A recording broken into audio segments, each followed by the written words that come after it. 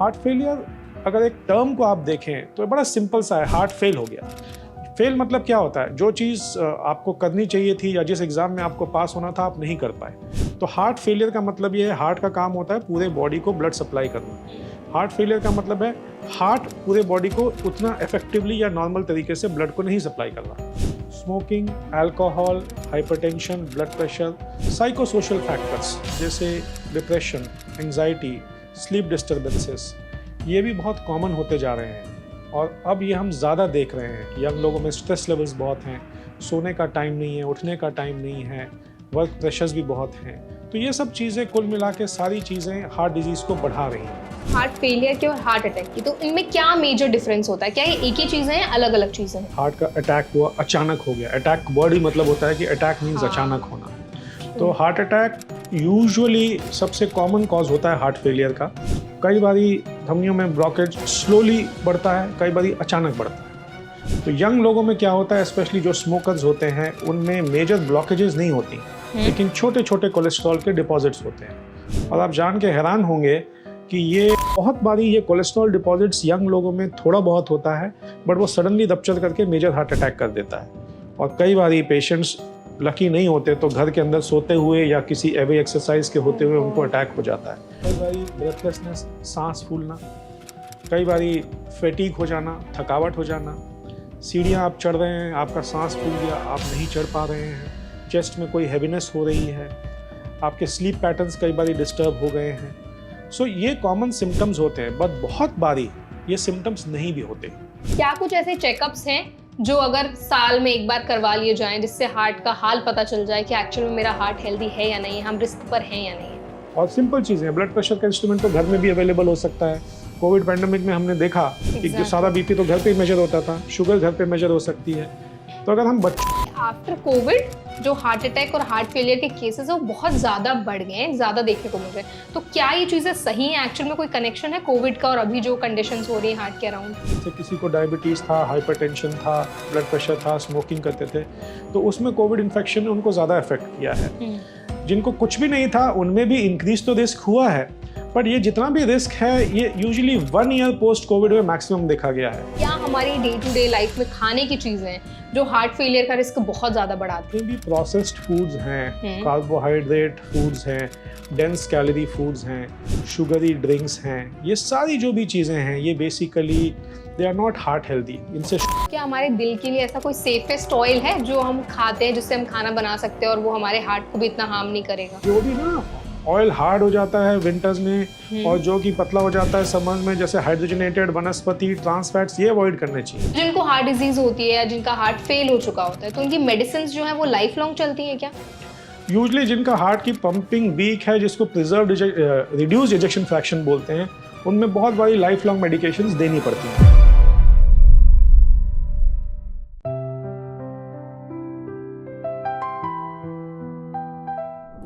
आजकल जिस तरह की हमारी लाइफस्टाइल हो गई है, बहुत यंग एज पर भी हमें हार्ट फेलियर, हार्ट अटैक और हार्ट से जुड़ी बहुत सारी डिजीज को देखने को मिल रहा है।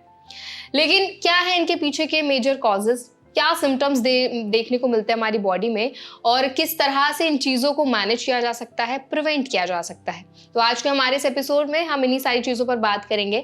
हम बात करने वाले हैं हार्ट फेलियर पर। आखिर हार्ट फेलियर के केसेस इतने ज़्यादा क्यों बढ़ रहे हैं, इनके मेजर क्या साइंस होते हैं और क्या क्या ट्रीटमेंट ऑप्शंस अवेलेबल हैं? तो एपिसोड को एंड तक जरूर देखिएगा। Hi, my name is Varsha Dubey and watching NBT live. तो आज हमारे साथ इस पॉडकास्ट सेशन में मौजूद है director and unit head of cardiology, Dharamshila Narayana super speciality hospital, doctor Sameer Kubba. Hello doctor, welcome to NBT live. नमस्कार। सो डॉक्टर, जैसे मैंने बताया कि आज के हमारे इस एपिसोड में हम बात करने वाले हैं हार्ट फेलियर पर। तो सबसे पहला सवाल तो मेरा आपसे यही रहेगा कि रिसेंट भी बहुत सारे ऐसे केसेस हमें देखने को मिलते हैं, बहुत सारे सेलिब्रिटीज़ के एक्चुअली केसेस देखने को मिले हैं जहाँ पर बहुत यंग एज पर हार्ट फेलियर के केसेस हमने देखे हैं, हार्ट फेलियर के या हार्ट से जुड़ी जितनी भी बीमारियां उनसे उनके अराउंड।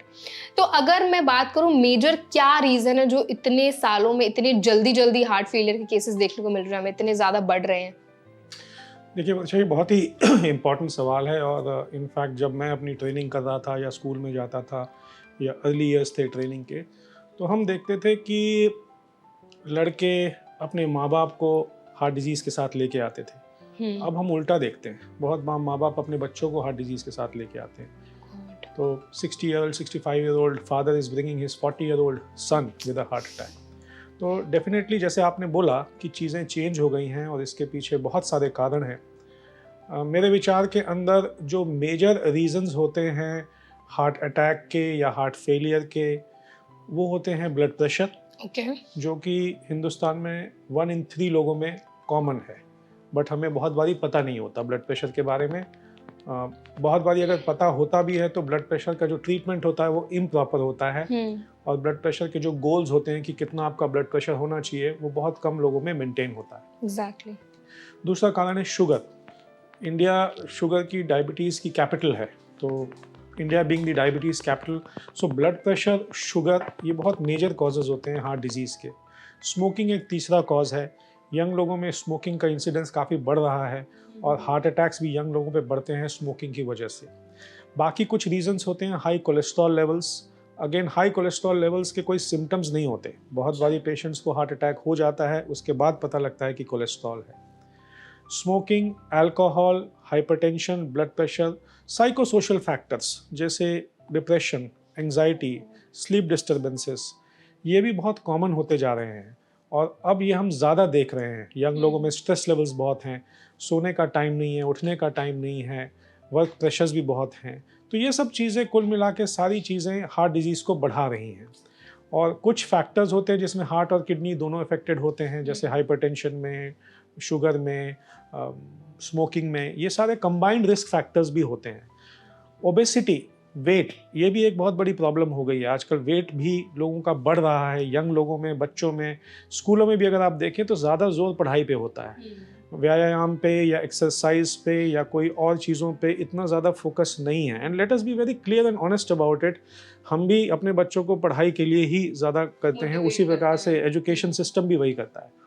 तो ये जो सीडेंटरी एक्टिविटी है ये बढ़ जाती है, खेल कूद कम होता है, इंटरनेट, सोशल मीडिया, टेलीफोन्स की वजह से बच्चे बहुत बारी अपने कंप्यूटर्स के ऊपर होते हैं, मोबाइल फ़ोन्स पे होते हैं। खाना पीने की शैली बहुत चेंज हो गई है। अब आपके पास घर का खाना बहुत बारी लोग नहीं खाते, पसंद नहीं करते, बाहर से खाना ऑर्डर करते हैं, ऑकवर्ड टाइम्स पे भी खाते हैं। इंडिया में तो आप क्लिक ऑफ ए बटन पे मोबाइल पे पैसे दे के घर पे आपको रात के 1 बजे डिलीवर करना है, 2 बजे डिलीवर करना है, ये सारी चीज़ें हो जाती हैं। तो पूरी जीवन शैली जो है वो चेंज हो गई है और उसका हमें खामियाजा देना पड़ रहा है, उसका हमारे को जो भी उसके आफ्टर इफेक्ट्स है वो देखने पड़ रहे हैं। हार्ट फेलियर अगर एक टर्म को आप देखें तो बड़ा सिंपल सा है, हार्ट फेल हो गया। फेल मतलब क्या होता है, जो चीज़ आपको करनी चाहिए थी या जिस एग्ज़ाम में आपको पास होना था आप नहीं कर पाए। तो हार्ट फेलियर का मतलब ये है, हार्ट का काम होता है पूरे बॉडी को ब्लड सप्लाई करना। हार्ट फेलियर का मतलब है हार्ट पूरे बॉडी को उतना इफेक्टिवली या नॉर्मल तरीके से ब्लड को नहीं सप्लाई कर रहा। अब हार्ट फेलियर भी 2 प्रकार का होता है। एक होता है जिसमें हार्ट की पंपिंग कमज़ोर हो गई है, तो जब हार्ट की पंपिंग कमज़ोर है तो हार्ट जब ब्लड कम पंप करेगा तो ऑर्गन्स में ब्लड कम जाएगा। दूसरा होता है हार्ट की पंपिंग तो ठीक है लेकिन हार्ट स्टिफ हो गया है तो वो रिलैक्स नहीं कर पाता, तो ब्लड प्रॉपरली आता नहीं है हार्ट के अंदर। जब कम ब्लड आ रहा है, हार्ट स्टिफ है, उसको एक्सेप्ट नहीं कर पाता, तो फिर प्रॉपरली ब्लड आगे भी नहीं जाता। इसको heart failure with preserved ejection fraction बोलते हैं। पहली टर्म जो मैंने यूज़ करी जिसमें हार्ट की पंपिंग कमज़ोर हो गई उसको heart failure with reduced ejection fraction बोलते हैं। इजेक्शन फ्रैक्शन मतलब जितना ब्लड हार्ट में आ रहा है और जितना बाहर जा रहा है उसका क्या परसेंटेज है। सपोज 100 ml ब्लड हार्ट में आ रहा है लंग से, बाकी बॉडी के पार्ट से, और उसमें से 50% 50 ml बाहर जा रहा है, तो दैट मीन्स हार्ट का function is 50%। So normal heart function is somewhere between 55 to 75%। जब हार्ट फंक्शन 40% से कम होता है उसको हम रिड्यूस्ड इजेक्शन फ्रैक्शन बोलते हैं। जब 40 और 50% के बीच में होता है उसको माइल्डली रिड्यूस्ड या मिड रेंज इजेक्शन फ्रैक्शन बोलते हैं। जब 50% से ऊपर होता है तो उसको हम प्रिजर्व्ड इजेक्शन फ्रैक्शन बोलते हैं। तो हार्ट की जो पंपिंग है इकोकार्डियोग्राम में पता लगती है, जो इको टेस्ट होता है उससे हम इसको अलग कैटेगरीज में क्लासीफाई कर सकते हैं। बट हैविंग सेड दैट, सबसे इंपॉर्टेंट होता है इसके सिम्टम्स क्या हैं। सिम्टम्स जनरली होते हैं कई बारी ब्रेथलेसनेस, सांस फूलना, कई बारी फैटीग हो जाना, थकावट हो जाना, सीढ़ियाँ आप चढ़ रहे हैं आपका सांस फूल गया, आप नहीं चढ़ पा रहे हैं, चेस्ट में कोई हैवीनेस हो रही है, आपके स्लीप पैटर्न्स कई बारी डिस्टर्ब हो गए हैं। सो ये कॉमन सिम्टम्स होते हैं, बट बहुत बारी ये सिम्टम्स नहीं भी होते। ठीक है। तो इसीलिए अगर आपको रिस्क फैक्टर्स हैं, जैसे आपको हाइपरटेंशन है, शुगर है, ब्लड प्रेशर है, स्मोकिंग करते हैं आप, फैमिली हिस्ट्री है हार्ट डिजीज़ की इन द पास्ट, अगर आपका कोई स्लीपिंग पैटर्न डिस्टर्ब्ड है, इन सब चीज़ों के रिस्क फैक्टर्स, कोलेस्ट्रॉल हाई है, अगर ये रिस्क फैक्टर्स हैं और आपको इस प्रकार के सिम्टम्स हो रहे हैं जिसमें कि सांस फूलना, भारीपन होना, पैल्पिटेशंस होना, पसीने आना, तो ऐसी सिचुएशन में आपको इन्वेस्टिगेट करवाना चाहिए। कुछ बेसिक ब्लड टेस्ट होते हैं, ईसीजी होता है, इको होता है और एक कार्डियक बायोमार्कर होता है NT-proBNP के नाम से। इन सब चीज़ों से यूजुअली हार्ट फेलियर की एक डायग्नोसिस पकड़ में आ जाती है। परफेक्ट डॉक्टर, आई थिंक आपने एक ही क्वेश्चन में बहुत सारी चीज़ें कवर की हैं और ऑडियंस ने बहुत अच्छे से आई थिंक समझ लिया होगा कि हार्ट फेलियर कब कहा जाता है, जब हार्ट हमारा कितने % काम करना बंद कर देता है और क्या क्या मेजर साइंस हमारी बॉडी में दिखते हैं। तो डॉक्टर, आप जब हार्ट फेलियर के बारे में एक्सप्लेन कर रहे थे, आपने बोला था हार्ट अटैक के केसेस भी बहुत बढ़ गए हैं। तो अगर मैं बात करूँ हार्ट फेलियर की और हार्ट अटैक की, तो इनमें क्या मेजर डिफरेंस होता है? क्या ये एक ही चीज़ें हैं, अलग अलग चीज़ें हैं?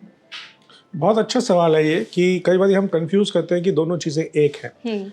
देखिए, हार्ट अटैक का मतलब आपकी हृदय की धमनियों में कोई ब्लॉकेज हो गया जिसकी वजह से आपको चेस्ट पेन हुआ, या बहुत बारी चेस्ट पेन नहीं भी होता, और जिसको हम लेमन टर्म्स में बोलते हैं कि हार्ट का अटैक हुआ, अचानक हो गया। अटैक वर्ड ही मतलब होता है कि अटैक मीन्स अचानक होना। तो हार्ट अटैक यूजुअली सबसे कॉमन कॉज होता है हार्ट फेलियर का। हार्ट अटैक होता है हृदय की धमनियों में कोलेस्ट्रॉल डिपॉजिट होने की वजह से उनमें ब्लॉकेज होना। कई बारी धमनियों में ब्लॉकेज स्लोली बढ़ता है, कई बारी अचानक बढ़ता है। तो यंग लोगों में क्या होता है, स्पेशली जो स्मोकर्स होते हैं, उनमें मेजर ब्लॉकेजेस नहीं होती, लेकिन छोटे छोटे कोलेस्ट्रॉल के डिपॉजिट्स होते हैं। और आप जान के हैरान होंगे कि ये छोटे कोलेस्ट्रॉल डिपॉजिट्स, जिनको हम फैटी स्ट्रीक्स बोलते हैं, ये 4 साल की उम्र से बॉडी में आना शुरू हो जाते हैं। 4 years एज पे? यस। तो पहले हम ये प्रॉब्लम ज़्यादा नहीं देखते थे बिकॉज अनआइडेंटिफाइड होती थी, जीवन शैली अच्छी थी, स्मोकिंग कम थी, खाना ज़्यादा प्योर था, व्यायाम था, एक्सरसाइज थी, प्रोसेस्ड फूड्स नहीं थे, तो ये स्लोली डेवलप होती थी। आज की डेट के अंदर ब्लड प्रेशर की वजह से, शुगर की वजह से, ये जो कोलेस्ट्रॉल डिपॉजिट्स होते हैं ये अनस्टेबल हो जाते हैं स्मोकिंग की वजह से। तो मान लीजिए ब्लॉकेज कोलेस्ट्रॉल की सिर्फ 10-20% है आर्टरी में, लेकिन वो जो ब्लॉकेज है जिसको हम प्लाक बोलते हैं, वो सडनली रप्चर कर जाता है बिकॉज ऑफ इंस्टेबिलिटी। तो वो जो प्लाक होता है उसकी एक कैप होती है, वो कई बार थिन होती है। तो अगर कोलेस्ट्रॉल आपका बैड कोलेस्ट्रॉल ज़्यादा है, या आपको शुगर है, या आप स्मोकिंग करते हैं, या बीपी सडनली हाई हो गया, तो इन सब चीज़ों में वो कोलेस्ट्रॉल का जो प्लाक है वो सडनली अनस्टेबल होकर बर्स्ट कर जाता है और आर्टरी 100% बंद हो जाती है। ये मोस्ट कॉमनली यंग लोगों में, मेल्स में, स्मोकर्स में, और बहुत सारे लोग आजकल ड्रग अब्यूज़ भी करते हैं और बताते नहीं हैं, जैसे कोकेन है, LSD है, ये सारी चीज़ें हैं। तो ये एक कॉमन कॉज होता है हार्ट अटैक का यंग लोगों में। Smoking is the most common cause in young people, and cholesterol, blood pressure, sugar is also rising, obesity is rising. जैसे मैंने आपको बताया, हमारी शैली खाने पीने की चेंज हो गई है, हमारा एनर्जी इनटेक बहुत बढ़ गया है, लेकिन हमारा व्यायाम, एक्सरसाइज, सोशलाइजिंग सब खत्म हो गया है। तो हमारा एनर्जी आउटपुट नहीं हो रहा। हम बहुत बारी लैपटॉप पे बैठे हैं, फ़ोन्स पे बैठे हैं, बातें कर रहे हैं, वॉकिंग नहीं करते। तो इन सब चीज़ों में एनर्जी गेन तो बहुत हो रहा है, और हाई प्रोसेस्ड कैलोरी फूड्स जो होती हैं वो आप लेते हैं और एक्सरसाइज नहीं होती। तो बहुत बारी ये कोलेस्ट्रॉल डिपॉजिट्स यंग लोगों में थोड़ा बहुत होता है, बट वो सडनली रप्चर करके मेजर हार्ट अटैक कर देता है। और कई बारी पेशेंट्स लकी नहीं होते तो घर के अंदर सोते हुए या किसी एवे एक्सरसाइज के होते हुए उनको अटैक हो जाता है। बट अगर पेशेंट्स लकी होते हैं, अस्पताल पहुंच जाते हैं, तो टाइमली हम उनको दवाइयां दे के, उनकी एंजियोग्राफी करके, उस ब्लॉकेज को खोल के, स्टेंट डाल के उसको ठीक कर सकते हैं। दूसरा होता है स्लोली डेवलपिंग ब्लॉकेजेस, जिसको हम क्रॉनिक कोरोनरी सिंड्रोम्स बोलते हैं। जो पहला मैंने बताया उसको एक्यूट कोरोनरी सिंड्रोम्स बोलते हैं। क्रॉनिक कोरोनरी सिंड्रोम्स में कोलेस्ट्रॉल आस्ता आस्ता डिपॉजिट होता है। जिनको लॉन्ग स्टैंडिंग डायबिटीज़ है, लॉन्ग स्टैंडिंग स्मोकर्स हैं, कोलेस्ट्रॉल है, शुगर है, फैमिली हिस्ट्री है, आस्ता आस्ता डिपॉजिट होता है। जब तक वो ब्लॉकेज 50, 60, 70% होता है, पेशेंट्स को बहुत बारी सिम्टम्स नहीं होते। 70% ऊपर होने के बाद पेशेंट्स को सिम्टम्स आने शुरू होते हैं, बिकॉज जब वो स्पेशली एक्सरसाइज करते हैं या वॉक करते हैं या अपने एक्टिविटीज़ ऑफ डेली लिविंग करते हैं, तो उनको कई बारी छाती में भारीपन होता है, कई बारी एंजाइना होता है। बहुत बारी उनको ये सिम्टम्स नहीं भी होते, उनको सिर्फ थकावट होती है, अनईजीनेस होती है। और 4 कैटेगरी ऑफ पेशेंट्स होते हैं जिनमें ये एटिपिकल सिम्टम्स होते हैं। जैसे उनको चेस्ट पेन नहीं हुआ, आपने देखा होगा पिक्चरों में दिखाते हैं, अचानक चेस्ट पेन हुआ, पेशेंट अस्पताल पहुंच गए। आजकल हम वो टिपिकल हार्ट अटैक से ज़्यादा एटिपिकल हार्ट अटैक्स देखते हैं। एटिपिकल में उनको चेस्ट पेन ना होके कुछ हैवीनेस होना, कुछ ब्रेथलेसनेस होना, स्वेटिंग होना, अनईजी रहना। लेडीज़ में खासकर जब मीनोपॉज होता है, पोस्ट मीनोपॉजल लेडीज़ के स्लीपलेस नाइट्स होते हैं, हार्मोनल चेंजेस होते हैं। तो 4 कैटेगरी जो मैंने आपको बताया, एक तो लेडीज़ में, एक डायबिटिक्स में, एक एल्डरली लोगों में और एक बहुत यंग लोगों में। ये 4 लोगों में टिपिकल सिम्टम्स कई बारी नहीं होते। यंग लोगों में क्योंकि वो सोचते हैं हमें हार्ट अटैक नहीं हो सकता। एल्डरली लोग इसलिए क्योंकि उनके एक्सप्रेशन या उनकी चीज़ों को बताना उनके लिए मुश्किल होता है। बहुत बारी एल्डरली लोग अपने घर वालों को डिस्टर्ब भी नहीं करना चाहते, बच्चे बिजी हैं, बहुत सारी चीज़ें हैं। और इनमें से कॉमन होता है लेडीज़ में, क्योंकि वो अपना ख्याल बाद में रखती हैं और अपने घर वालों का पहले रखती हैं। तीसरा होता है लेडीज़ में हार्मोन्स जो होते हैं वो डिफरेंट होते हैं मेन के मुकाबले। तो वो मीनोपॉज तक तो बहुत बारी लेडीज़ को प्रोटेक्ट करते हैं, बिकॉज ईस्ट्रोजन और ये सारी जो चीज़ें होती हैं ये प्रोटेक्टिव होती है, इसलिए हार्ट डिजीज़ ओवरऑल लेडीज़ में कम होती है, मेल्स में ज़्यादा होती है। बट मीनोपॉज के बाद हार्ट डिजीज़ का रिस्क लेडीज़ में भी बढ़ जाता है। मीनोपॉज के बाद कोलेस्ट्रॉल, जो बैड कोलेस्ट्रॉल होता है वो बढ़ता है, बॉडी फैट डिस्ट्रीब्यूशन चेंज होती है, ब्लड प्रेशर बढ़ता है, हार्मोनल चेंजेस होते हैं, कुछ कार्डियक बायोमार्कर्स होते हैं जैसे लाइपोप्रोटीन ए वो बढ़ जाता है। तो आफ्टर मीनोपॉज रिस्क इंक्रीजेस। और चौथा है डायबिटीज़ में बहुत बड़ी साइलेंट हार्ट अटैक्स होते हैं, बिकॉज डायबिटीज़ आपके नर्व्स को भी अफेक्ट करती है। तो जब नर्व्स अफेक्ट होती हैं तो आपको हार्ट अटैक होने के बाद भी बहुत बड़ी चेस्ट पेन नहीं होता, तो इसीलिए पेशेंट्स को पता ही नहीं लगता। और अगर एक लेडी है जो डायबिटिक है तो उसको जो भी प्रोटेक्शन अपने हार्मोन से मिला प्री मीनोपॉजल पीरियड में वो खत्म हो जाता है। तो डायबिटिक लेडी का रिस्क जो होता है वो काफ़ी हाई हो जाता है इवन बिफोर मीनोपॉज। और दूसरी इंपॉर्टेंट चीज़ लेडीज़ के लिए मैं इसलिए बात कर रहा हूँ कि ये बीमारी लेडीज़ में होती तो कम है, बट जब होती है तो ज़्यादा सीवियर होती है। अच्छा। और उनकी ट्रीटमेंट भी डिलेड होती है, they seek their treatment late.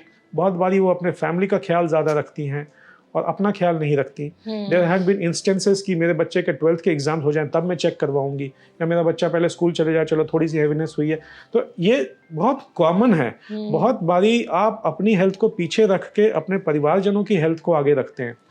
और ये जो सिनेरियो जिसमें हम जी रहे हैं, जिसमें हमारा खाना पीना चेंज हो गया है, जीवन शैली चेंज हो गई है, एयर पोल्यूशन है, सीडेंटरी लाइफस्टाइल है, इसमें प्रिवेंटिव हेल्थ चेकअप्स का बहुत इंपॉर्टेंट रोल आ जाता है। क्योंकि कई बारी आप डाइट, लाइफस्टाइल ये सब चीज़ों को नहीं मेंटेन कर पाते। अगर आप कर सकें तो बेस्ट है, बट उसके बावजूद भी कई बारी आपकी जेनेटिक टेंडेंसी भी होती है जिसको हम फेमिलियल हाइपरकोलेस्ट्रोलेमिया बोलते हैं। तो अगर आपके माँ बाप, भाई बहन में यंग एज पे हार्ट की प्रॉब्लम हुई है, अगर आपके फादर साहब या फादर साहब के साइड में चाचा वगैरह को 55 ईयर्स से पहले कोई हार्ट की प्रॉब्लम हुई है, या मदर साइड पे 65 से पहले हुई है, तो आपका रिस्क ऑटोमेटिकली बढ़ जाता है। और ऐसी सिचुएशन में हो सकता है आपको ना बीपी हो, ना शुगर हो, ना कोलेस्ट्रॉल हो, जो अगर आपने चेक नहीं करवाया, ना आप स्मोकिंग करते हो। तो जैसे कुछ चीज़ें विरासत में फैमिली से मिलती हैं, वैसे ही फैमिलियल हाइपरकोलेस्ट्रोलेमिया में मिलता है। तो यंग प्रीमेच्योर हार्ट डिजीज अगर आपके परिवार में किसी को है, अगर आपके फादर साहब को हुआ, तो आपको प्रिवेंटिव चेकअप्स पहले करवाने चाहिए। बिल्कुल परफेक्ट। सो डॉक्टर, अभी ना आपने काफ़ी ज़्यादा चेकअप्स पे बहुत ज़्यादा फोकस किया है कि अगर आप चेकअप्स नहीं करवाते हैं तो कहीं ना कहीं रिस्क बढ़ जाता है, आपको पता नहीं रहता एक्चुअली। क्या कुछ ऐसे चेकअप्स हैं जो अगर साल में एक बार करवा लिए जाएं जिससे हार्ट का हाल पता चल जाए कि एक्चुअल में मेरा हार्ट हेल्दी है या नहीं, हम रिस्क पर हैं या नहीं है? देखिए, मेरे विचार में सबसे इम्पोर्टेंट चीज़ जिस पे हमें फोकस करना है वो है बीमारी की शुरुआत पे। जैसे मैंने आपको बताया, फैटी स्टिक तो 4 साल से आ जाती है लेकिन पता नहीं लगती। The easiest thing which we can do in India, which is also very difficult also, but if we think कि हम कर सकते हैं, एटलीस्ट हम स्कूल के बच्चों को जागरूक करें। क्योंकि अगर ये हेल्दी लाइफस्टाइल बच्चों में शुरू से आएगा तो ये बहुत अच्छे से आगे भी फर्दर जाएगा। किसी को 25 साल पे, 30 साल पे हार्ट अटैक हो रहा है, इसका मतलब ये नहीं है कि उसको बीमारी उस समय आई है। उस बीमारी के बीज तो बचपन से ही शुरू हो गए थे। ठीक है। और वो बचपन से क्या शुरू होते हैं? बहुत सारे बच्चों में चाइल्डहुड ओबेसिटी है आजकल। खाना पीना घर का बहुत चेंज हो गया है। अगर आप देखें, इंडिया में हार्ट डिजीज सबसे ज़्यादा है। और इंडिया में हार्ट डिजीज यंग लोगों में है। तो अच्छा देखिए, इन सब चीज़ों को प्रिवेंट अगर करना है तो we have to start early. जैसे बीमारी की शुरुआत मैंने आपको बोला, फैटी स्ट्रीक जो होती है, कोलेस्ट्रॉल डिपॉजिशन हार्ट की आर्टरीज में, वो 4 साल की उम्र से आनी शुरू होती है। तो अगर हम बच्चों में ये चीज़ अर्ली इनकलकेट करें about diet and healthy lifestyle, तो ये जो हार्ट अटैक्स 25 साल पे, 30 साल पे हो रहे हैं, ये कम हो जाएंगे। किसी को अगर 30 साल पे, 35 साल पे, 40 साल पे हार्ट अटैक हो रहा है, इसका मतलब ये नहीं है कि उसको उसी समय हुआ है। उसके बीज तो बचपन से ही शुरू हो गए थे। तो बच्चों को एजुकेट करना बहुत इम्पॉर्टेंट है। हम घर पे ज़रूर कर सकते हैं, क्योंकि इनिशियल टीचर माँ होती है, बाप होता है, फैमिली मेम्बर्स होते हैं, बट बहुत टाइम बच्चे जो होते हैं वो स्कूल में रहते हैं। तो स्कूल की एजुकेशनल पॉलिसीज़ को भी चेंज करना इम्पॉर्टेंट है। कुछ हेल्थ चेकअप्स होना इम्पॉर्टेंट है। टाइमली एक्सरसाइज और डाइट के ऊपर फोकस होना इम्पॉर्टेंट है। उस तरह के चैप्टर्स या हेल्थ एजुकेशन भी एक मैंडेटरी पार्ट होना चाहिए। और ज़्यादा इम्पॉर्टेंट इसके अंदर ये है कि 12वीं क्लास होती है, बच्चे स्कूल छोड़ के जाते हैं, उनकी पार्टीज होती है, उनकी गेट टुगेदर होता है, स्कूल लिविंग होता है। That may be an opportunity, at least उनका उस समय एक बार ब्लड प्रेशर चेक हो जाए, कोलेस्ट्रॉल चेक हो जाए। तो एक हेल्थ का उनके दिमाग में कॉन्सेप्ट आएगा। ठीक है। दूसरा, बहुत बार हमने देखा है कि स्कूलों में भी जो बच्चे होते हैं आजकल कंप्यूटर्स पे पढ़ रहे हैं, बहुत सारी चीज़ें कंप्यूटर्स पे आती हैं। इन चीज़ों को हम चेंज नहीं कर सकते, लेकिन नाइट के टाइम पढ़ रहे हैं, कंप्यूटर्स पे हैं, खाना और टाइम्स पे खा रहे हैं, तो ये सब चीज़ें, यंग बॉडी इससे इफेक्ट नहीं होती, बट इसमें चेंजेस आने शुरू होते हैं, फिर अर्ली डिजीज़ होती है। तो एक तो कुछ हेल्थ एजुकेशन पॉलिसी होनी चाहिए, स्कूल के लेवल पे होना चाहिए, ये बहुत इंपॉर्टेंट है। और इम्पॉर्टेंट इसमें ये भी है कि ये जितनी भी रिस्क फैक्टर्स होते हैं, इनको जितनी जल्दी हो सके आइडेंटिफाई करना चाहिए। गाइडलाइंस अलग अलग हैं, अलग अलग देशों में अलग अलग टाइम पे प्रॉब्लम होती है। Still it is a disease which happens more in 50-60 plus age groups, but it is happening in younger people also. So early screening जो होती है, जो हेल्थ चेकअप्स होते हैं, वो अगर आपकी फैमिली हिस्ट्री स्ट्रांग है तो 18 साल से या 20 साल से एटलीस्ट आपका ECG, इको, कोलेस्ट्रॉल, ये सब चीज़ें चेक हो जाए। बट अगर इस तरह के कोई भी रिस्क फैक्टर्स नहीं हैं तो आप इसको थोड़ी डिले डेट पे 25 से 30 साल पे भी कर सकते हो। बट ब्लड प्रेशर इतना कॉमन है, स्कूल गोइंग बच्चों में भी कॉमन आ रहा है, तो इन चीज़ों को अर्ली करना चाहिए। और सिंपल चीज़ें हैं, ब्लड प्रेशर का इंस्ट्रूमेंट तो घर में भी अवेलेबल हो सकता है। कोविड पैंडेमिक में हमने देखा कि जो सारा BP तो घर पे ही मेजर होता था, शुगर घर पे मेजर हो सकती है। तो अगर हम बच्चों को ही समझाएं स्कूल में कि आप अपना ब्लड प्रेशर एक बारी 10वीं में 12वीं में चेक करें, अपने घर वालों का चेक करें, तो जो बच्चे होते हैं ना, वो अपने पेरेंट्स को इन्फ्लुएंस कर सकते हैं, अपने दादा दादी को इन्फ्लुएंस कर सकते हैं, नाना नानी को इन्फ्लुएंस कर सकते हैं। तो मुझे लगता है फोकस बच्चों पे बहुत होना चाहिए। और यंग बच्चों को अगर हम हेल्दी लाइफस्टाइल सिखाएंगे तो वो अपने आप में हमारी चीज़ें बहुत आसान हो जाएंगी। एक बारी बीमारी आ गई, प्रॉब्लम हो गई, तो फिर प्रॉब्लम्स बहुत डिफिकल्ट होती हैं। मैं एक वाकया शेयर करूंगा। मेरे पास एक पेशेंट आए जिनकी उम्र थी 30 साल। He came with a major heart attack. His father brought him. हमने उनको एंजियोग्राफी के लिए लिया। उनके हार्ट की आर्टरीज में इतना ज़्यादा क्लॉट था, वो हम पूरा क्लॉट जितना निकाल सकते थे हमने निकाल लिया, बट फिर भी पूरा नहीं निकला, बिकॉज वो स्मोकर थे और बाद में पता लगा कि उनके ड्रग अब्यूज़ की भी हिस्ट्री थी। तो ये जो चीज़ें हैं, उनकी स्मोकिंग 10th क्लास से शुरू हो गई थी। तो आप देखिए, ये सब जो चीज़ें होती हैं, अब 30 साल की उम्र में उनका हार्ट का फंक्शन अब 30% है।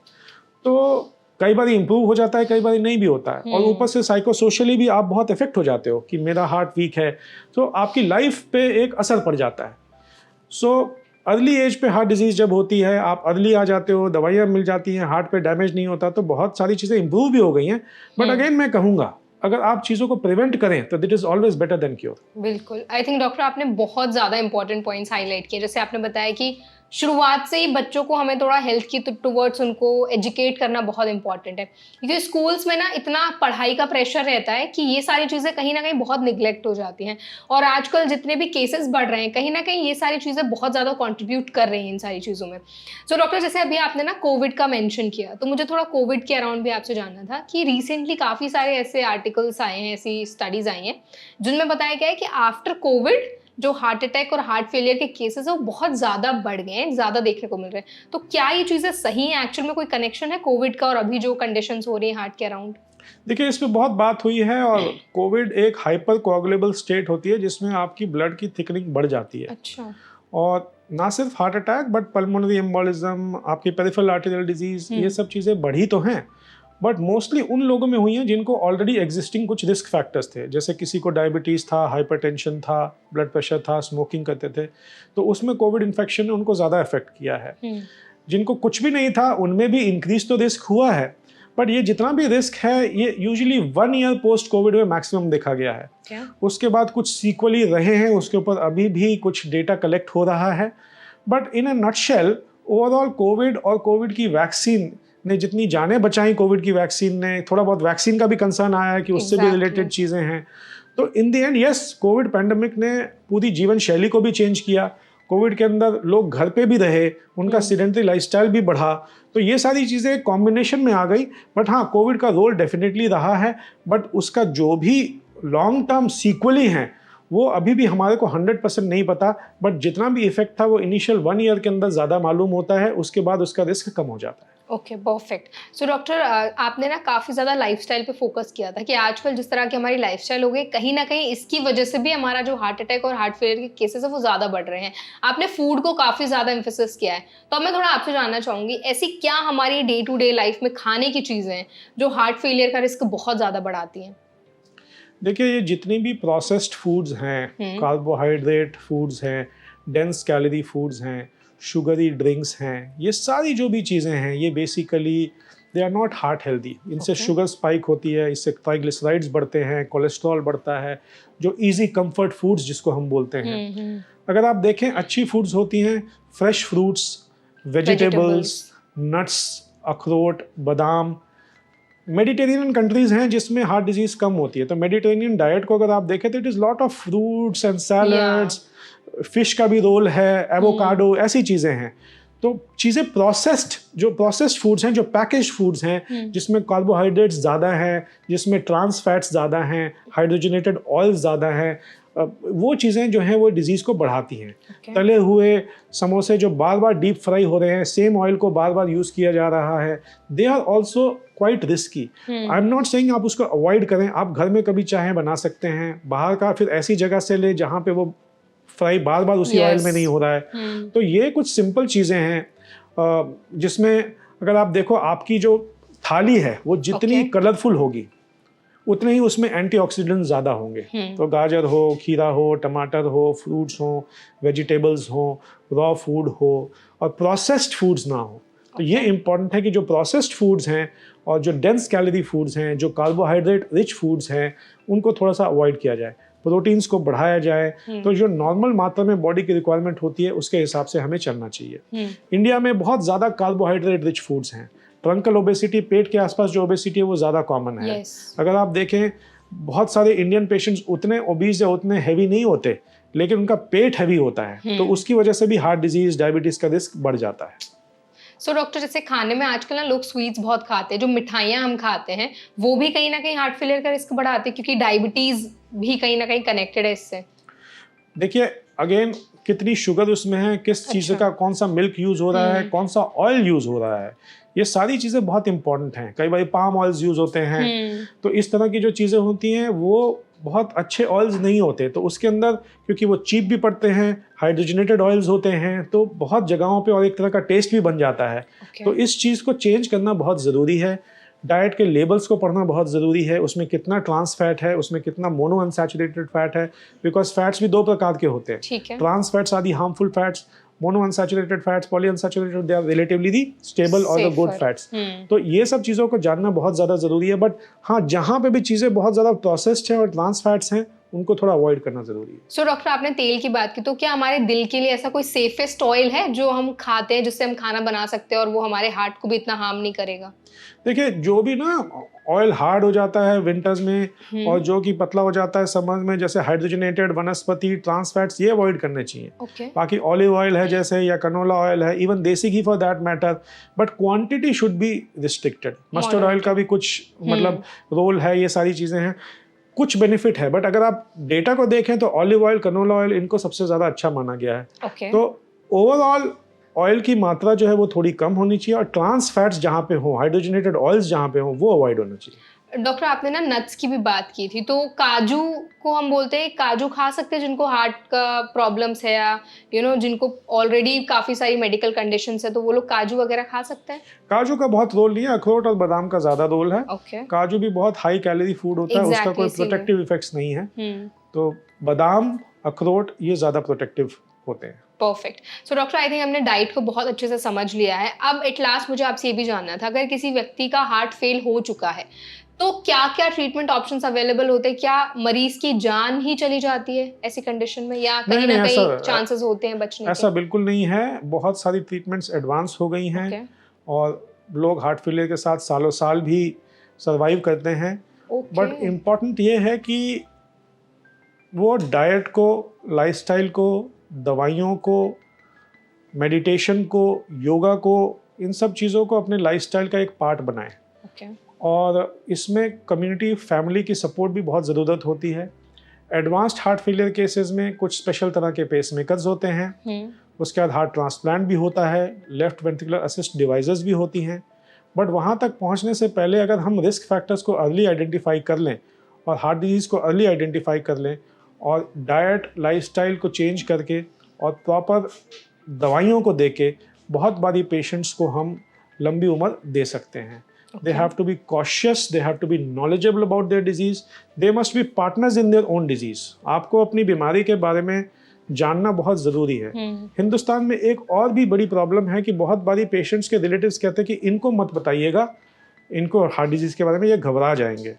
तो जब तक पेशेंट को अपनी बीमारी के बारे में नहीं पता होगा तब तक पेशेंट जो हैं अपनी बीमारी के बारे में उतना जागरूक भी नहीं होंगे। तो पेशेंट को समझना, उनकी फैमिली को समझना, उनके साइकोसोशल डायनामिक्स को समझना और उसके हिसाब से इस ट्रीटमेंट शैली को चेंज करना, प्लस ड्रग्स जो दवाइयाँ होती हैं कंप्लायंस के लिए, स्पेशली जिनका हार्ट पंपिंग वीक होती है, जिसको हम रिड्यूस्ड इजेक्शन फ्रैक्शन मैंने बताया, बहुत इंपॉर्टेंट रोल प्ले करती हैं। पानी का कई बार रिस्ट्रिक्शन करना पड़ता है, क्योंकि अगर आप बहुत ज़्यादा पानी ले लें और हार्ट पंप नहीं कर रहा तो बॉडी में पानी इकट्ठा हो जाएगा, किडनी भी अफेक्ट हो सकती है। तो it's I would say a science, knowledge, art which is required, and patients must be educated, and they must get education and information from reliable sources. और वैसे देखिए आजकल सोशल मीडिया भी बहुत इंपॉर्टेंट रोल प्ले करता है, because information available है और इतनी इन्फॉर्मेशन अवेलेबल है, उसमें आपको यही नहीं पता होता कि राइट इन्फॉर्मेशन क्या है और रॉन्ग इन्फॉर्मेशन क्या है। और जो यंग माइंड्स हैं, जो एडोलेसेंट्स हैं और इवन मिडिल एज लोग जिनको समय नहीं मिलता अपने बिजी शेड्यूल से, वो इन सब चीज़ों पे काफ़ी इन्वॉल्व होते हैं, रिलाई करते हैं। तो बहुत बारी जो इन्फ्लुएंसर्स हैं या जिनको मेडिकल बैकग्राउंड नहीं है, वो अपनी हाफ बेक नॉलेज देते हैं which is not evidence based medicine. So आज की डेट में इतनी इन्फॉर्मेशन को प्रोसेस करना, राइट इन्फॉर्मेशन को प्रोसेस करना, उसके हिसाब से चलना, एविडेंस बेस्ड मेडिसिन को एक्सेप्ट करना, ये बहुत इंपॉर्टेंट हो गया है। तो इसीलिए ये वाला आस्पेक्ट हमारे को समझना चाहिए कि इस इंफॉर्मेशन पोल्यूशन की एरा में या इंफॉर्मेशन ओबेसिटी में कहूँगा कि एरा में इतनी इंफॉर्मेशन को प्रोसेस करना, राइट चीज़ को ध्यान देना और उसके हिसाब से चलना बहुत इंपॉर्टेंट है। तो रिलायबल सोर्सेस से इंफॉर्मेशन लेना ज़रूरी है। अपने डॉक्टर्स से मिलने में हिचकिचाएं नहीं, अपनी बीमारी के बारे में सवाल पूछें, जानें। हमारे पास काउंसलर्स भी होते हैं ताकि आपको अपनी बीमारी के बारे में पता होगा। और मैंने देखा है अपने पर्सनल एक्सपीरियंस में, जिनको पता होता है और जो रिलीजियस होते हैं उनका फिर आउटकम भी बहुत अच्छा होता है। और मेंटल हेल्थ भी बहुत इंपॉर्टेंट है। अगर आप पॉजिटिव एटीट्यूड है, आपकी मेंटल हेल्थ अच्छी है, तो हार्ट वीक होने के बावजूद भी आप बहुत सालों तक बिल्कुल ठीक भी रहते हैं। और अब दवाइयाँ काफ़ी हद तक सिर्फ एज और आपके ईयर्स ऑफ लाइफ नहीं बढ़ाती, आपकी क्वालिटी ऑफ लाइफ भी बढ़ाती हैं।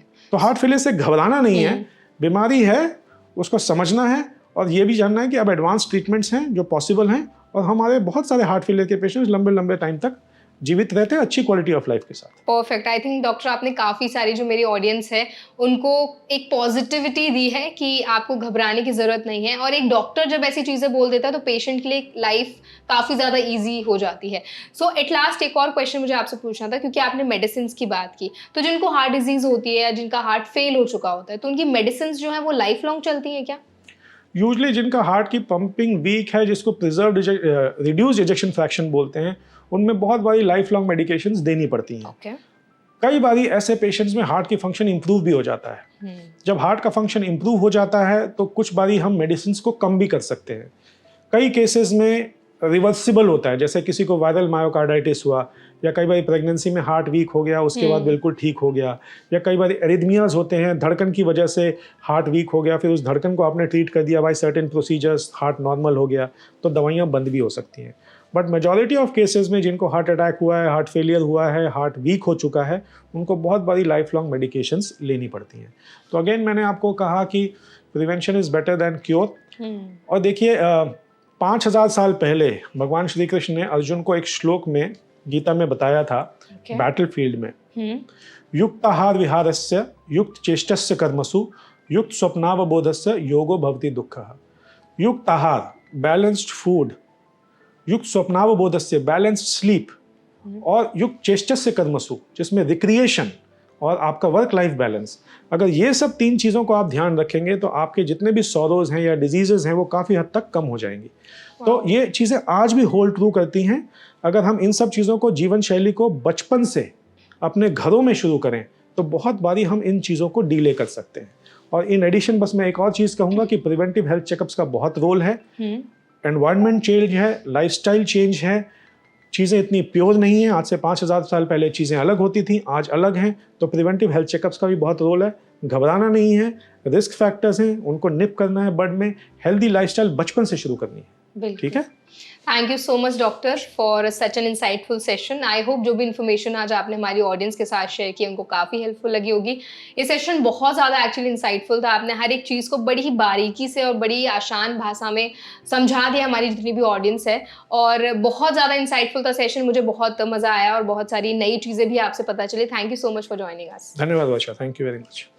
आई होप आज का सेशन आपको हेल्पफुल लगा होगा। अगर सेशन आपको पसंद आया हो तो वीडियो को लाइक करें।